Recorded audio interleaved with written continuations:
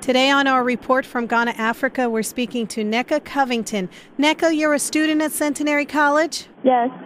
What grade are you in currently or starting in September?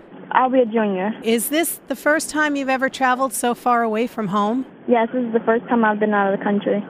How has this experience been for you? You're only a junior in college. You're fairly young. Has this been a life-altering experience for you so far on this trip to Ghana?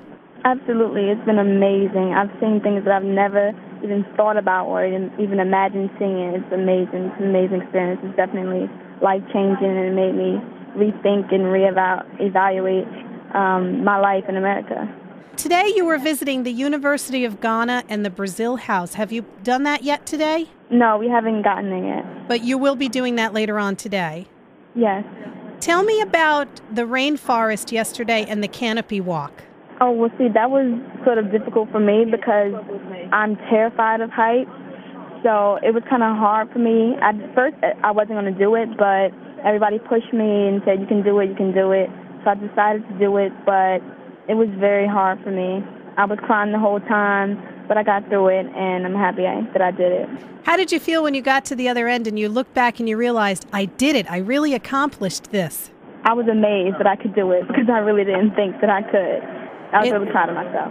Well, I'm proud of you, too. I'm proud of all of you.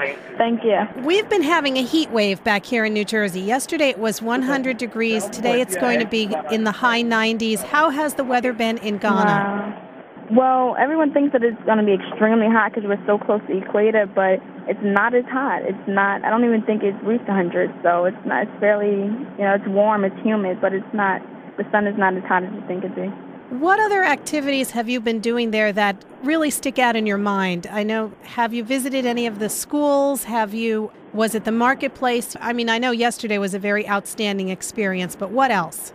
The market is an amazing experience. It was a lot going on, and I wasn't really used to all the people and all the commotion and everyone talking and moving around, and it was really an amazing experience to see that.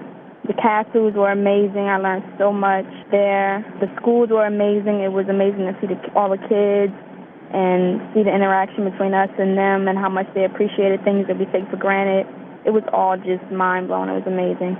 Do you find that the people of Ghana, the natives, can tell immediately from looking at you that you're from the United States? Yes, they can. When they see us all together, they can immediately tell that we're not from here, and they just stare at us. But I don't mind it. It's cool. Would you go back again? Oh, of course. I love it here. I love the weather. I love the people. I love the places. It's amazing. I would definitely come back. Thank you so much for talking to us today, Nakia. I hope you have a good time today visiting the university and seeing what it's like there. I'm sure it won't be, in some ways it'll be like Centenary College, and I'm sure in a lot of ways it won't be. So enjoy your experience today. Thank you. Kitsy Dixon is on the phone with us now, down on the Centenary trip to Ghana, Africa. Kitsy, what is your role in this trip? What do you want to accomplish from this? My role in this trip began to assist the young ladies in their topics that they had chosen to come down to study. But in the process, I've turned around and have learned so much from their topics and from all the resources that have been brought in. And so it's been a win-win situation for me. I came in as a helper and an educator, and in turn, I have been helped and educated as well. So it's been a win-win situation. Have you visited any of the elementary schools yet since you've been there? Yes, we have. We have visited and toured several of the elementary schools and have been able to bring the resources that Centenary sent us to the children, and the administration as well as the children have been so appreciative of it. And that's a feeling that your heart just can't even explain, to see their faces and the gratitude that they express to you. Children are children no matter where they live in the world. They all have things in common. But there are definitely some major differences between the school systems of Ghana and the United States.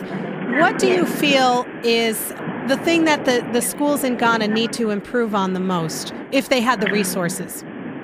If if they had the resources, one of the things that we noticed were that some of the children had to bring their younger sisters and brothers to classes with them because the mother may have been sick or not present because of work and employment issues.